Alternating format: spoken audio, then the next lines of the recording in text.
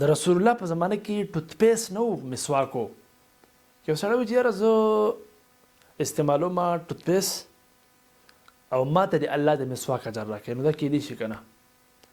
نو دا خبره ذهن کې کیدو چې د مسواک دوه حیثیت دي. لکه مسواک استعمال خلک په دوه طریقه کوي.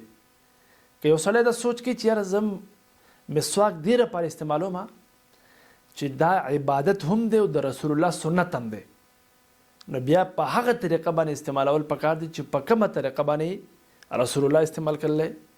نو رسول الله مبارک ډکه استعمال کړلی، ډکه رسول الله به ډکه استعمالو چې ډکه به نه و، د ګوتې په ذریعه باندې به مسواک کوو. دویم حیثیت او دویم طریقه دا ده چې مسواک عام انسانان چې څنګه دې لپاره کوي چې یاره زما د خولې بدبو ختمه شي، غاښونه صفایي مې وشي وغیره، نو دا د دې خو بیا په ټوتپیس سره کېږي، خو دا بیا عبادت نه ګرځي.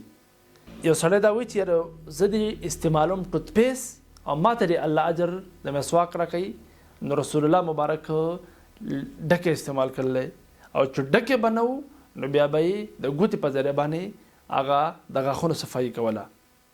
نو د ټوتپیس د استعمال په ذریعه باندې د مسواک اجر نه میلاویږي.